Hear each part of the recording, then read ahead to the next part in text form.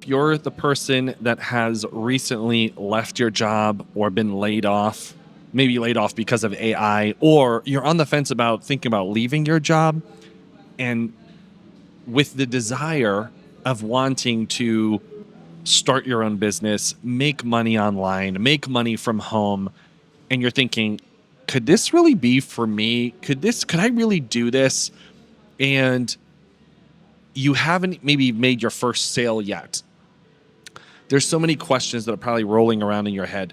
And I get it. I've been there. I also, at one point in my life, had the desire to get away from the job I was working at. I was a newspaper carrier, and then I worked inside of the newspaper company.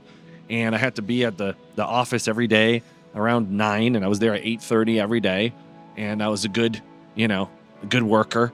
And I was wanting to be on the other side of things. I wanted to have that freedom of where I was able to choose what time I came into the office and what time, I was able to take my lunch and all that stuff. And that didn't come very quickly. It took me actually longer than normal, not just because of a lack of technology, but a lack of doubt and belief. And I didn't believe that I actually could make money. I knew there was an opportunity to, I knew that it was possible, but I had so much limiting beliefs and doubts. And it would actually be a combination of thoughts that would stop me from actually, really venturing off and taking that big step and moving forward. It wasn't until I made my first sale that everything broke through. Like, it was like that breakthrough, like, wow, someone did buy for me. And maybe you're at that point. Maybe you're at a point where you've made your first sale and you got your first client, or maybe you're not. But what this video is going to be about is how to identify what avenue to go into and how it can fuel you to actually building this business. Most of the time when I'm doing a strategy session with a client or someone who's thinking about working with me and my team, they oftentimes are in a position of where they're working with everybody. They're working with a hair salon, a veterinarian, a lawyer, an author, and they have all these different people that they're working with and considering, and they are unsure of how to streamline the business. And that's just like at the starting point. They're a little bit all over the place. And then they're also like, how do I price my packages? How do I know how to put together an offer? There's so many factors to that. But in this video, I don't want to go into too much detail about those intricacies.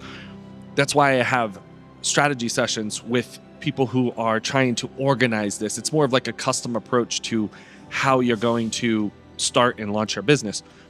What I want to share with you today is something that I repeatedly tell everyone who I've worked with, or even people who I haven't worked with and I've added some value into their business. There's going to be two main roads that are going to fuel the rest of your business, okay? Launching and moving forward into this coaching business. And if you can, write this down, but it's going to be two main ways. And that's one, you're going to find something that you're really excited about, that like you'll literally lose sleep over. It's just an area, it's an industry that excites you and drives you, and you just can't stop talking about it, okay? So that's a great way to identify, like, this is the path you should go on. Another path is going to be your mission and purpose, okay? And this is more of a personal identification, takes time, it takes reflection. Maybe you haven't identified what your mission is yet, but I will tell you this. There was a quote that at a very young age, at 18 years old, I discovered this quote from W. Clement Stone. And this quote came at a very pivotal time in my life, because I was also wondering, like, what am I going to do? Who am I going to help? What is my reason, for my life? And sometimes they call those like the big questions in life, right? Like, who am I? Where am I going? What am I doing here? What's my purpose in life? And after a very serious car accident that I was in and that I survived, I had a lot of these thoughts coming into my mind, and I was trying to find a deeper meaning for my own life. And the reality is I found it through a bunch of self-reflection and some specific training from Tony Robbins. When I heard this quote from W. Clement Stone, it really changed a big, it was an eye opener. It was a revelation to say, oh, I get it. This is what I need to do. So I want to give you that quote right now. And it says that when you discover your purpose, it will pull you in that direction on a regular basis, on a continual basis. It will pull you. You'll have this burning desire to go out and do it. So when you discover your purpose, you'll have this burning desire to go out and just do it. Now, I want to make something very clear between both of these two roads that I mentioned. Number one, the road of fun and something you're excited about is very different than your mission and your purpose. Okay, they're very different because sometimes you may understand and have clarity on what your mission and calling is, but let me tell you, it's not going to always be fun. It's actually going to be hard. It's going to be frustrating and fun at the same time. Oftentimes, you're going to know it's your mission and your purpose because it's just going to pull you on a continual basis. Let me give you an example. You may know what your calling is, or maybe you're on the path of discovery, but when you discover it, you may venture off into something else for some reason. And all of a sudden you keep thinking about that in the back of your mind. You keep thinking about that thing that you should be doing. You keep wishing that you were doing that. Here's an example.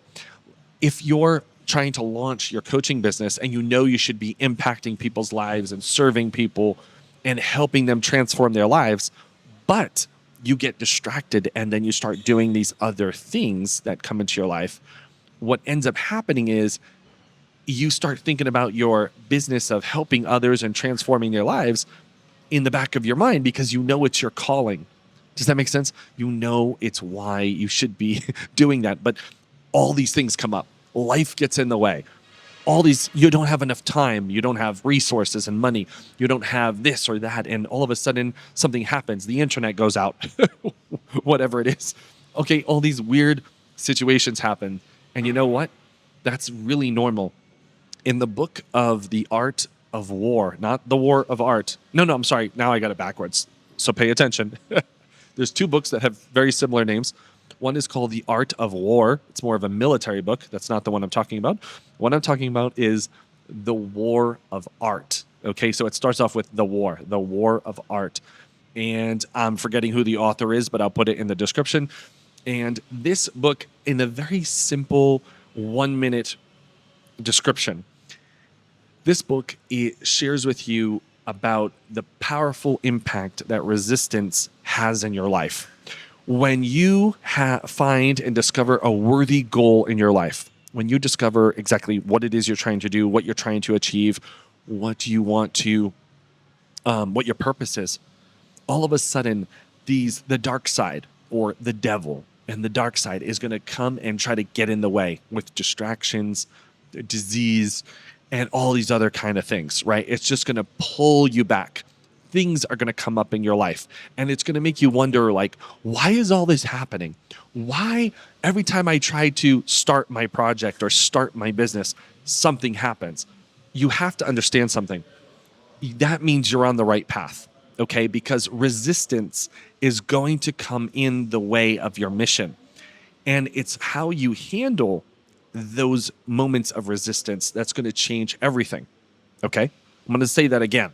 It's how you handle those moments of resistance that's going to change everything in your life and in your business.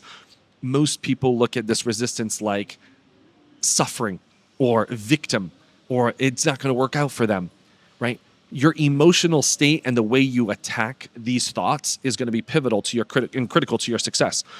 When these problems are going to come, this resistance is going to come. You have to put on a different thought process, a different mindset to the way you deal and handle these problems. The more problems, and I know this is going to sound, you're probably going to hate me, you can tell me in the comments, but the more problems you have, the more probably like the bigger your mission is, the stronger it is in your life, the more problems you have is putting you in the position that you have to discover and understand how to conquer these problems.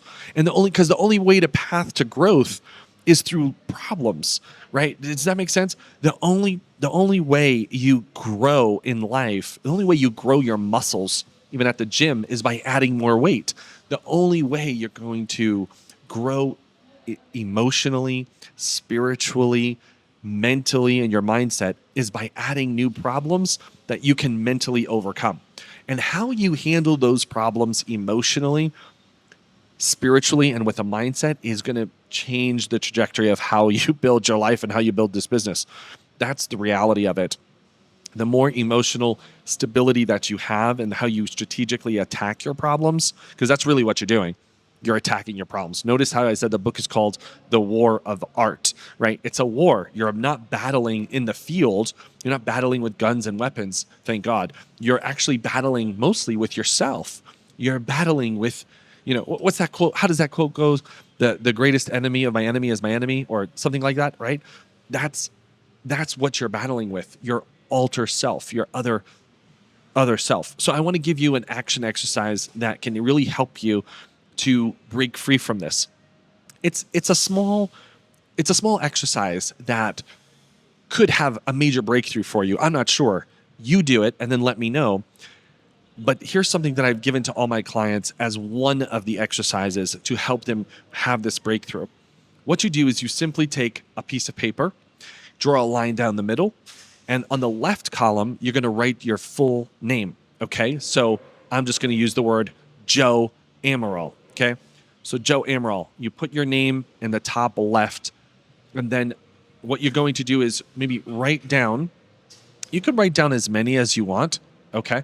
I'm not going to limit you, but at least get to 10 if you can. All right. If you want to write more, you can. That's fine.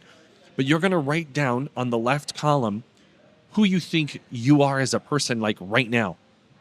Now, the first things that may come to mind is your career. Like, I am Joe Amaral. I am a plumber.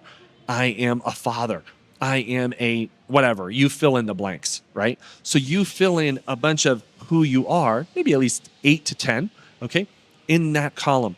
All right. And that's who you are today. Okay. That's who you are this moment, up until this moment, who you are. Maybe you're a graduate. Maybe you're, maybe you're a deacon in your church, whatever it may be. Okay. You put the things that you are currently today. Now, on the other side of the column, okay, on the top of the page, I want you to write just or you can write your full name, but you're going to write the word Fearless Joe or Fearless Joe Amaral. Okay. Not, again, you're adding your name, Fearless, and then you add your name to it. And then on the right side of the column, I want you to write down anywhere between 5 to 10 characters and attributes of who you want to be. Okay, so let's say you're currently a plumber and working a job, and you want to be a full-time coach. You want to build a coaching business. So on the right side column, you're going to add Fearless Joe Amaral is a full-time coach or coaching business owner, right? Fearless Joe is an author. Fearless Joe has a podcast, right? And so on and so forth. Fearless Joe changes people's lives every week, every day, makes an impact in someone's life, right? You get my point. So you're writing the future you on the right side of the column, and you're going to do 8 to 10 of those. And then I want you to just look at that and say, okay, the line that separates who you are and who you want to become is like a wall. And you have to break through that wall, and you have to use strategies and a mindset to jump over that wall or break through it to become that person. But that's the person that you're shooting to become. And guess what? Along the journey, there's going to be problems and challenges and hurdles and all that stuff. That's going to happen naturally. But know that it's going to come, and know that that's the person you're looking to become.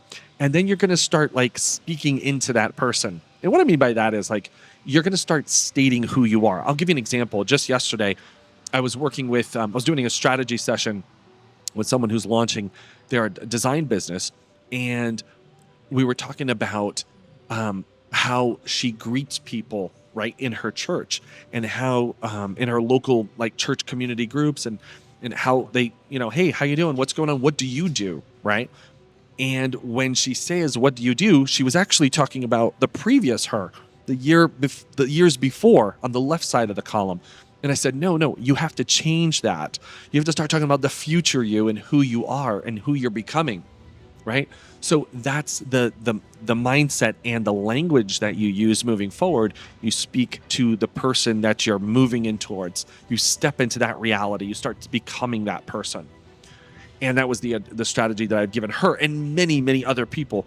Because the reality is, in order for you to leave your job and start a business, in order for you to make your first sale, in order for you to make your first six figures, in order for you to make $1 million in a coaching business, you have to first start stepping into it mentally. You have to believe in it and see it with the end in mind in advance before you even get there. It's like having a map. You have to know where you're going before you even get there. So those are I'm giving you right now the same strategy that I would give someone in one of my strategy sessions or even one of my clients, because this is a very pivotal moment where you start making this mental shift into making more money. Okay. Now, if you're interested in getting these same kind of strategy sessions for a limited time, I'm offering these for free because we're building out an agency side of our company. And so what you can do in the description is you can book a free strategy session, no obligation to you. You jump on the call. We kind of go over some of these things, but also what I want you to do is bring in your biggest challenge and hurdle that you may be currently facing. It may not even be this particular part, like I'm mentioning in the video, but if you have a big challenge, you can do that by booking a strategy session, and be prepared to bring your biggest challenge that you're currently facing, and let's get that solved. All these meetings are private, by the way. They're private, and your information remains private as you build and scale your coaching business. So if this has been helpful, let me know. Give this video a like, and I'll see you in the next one.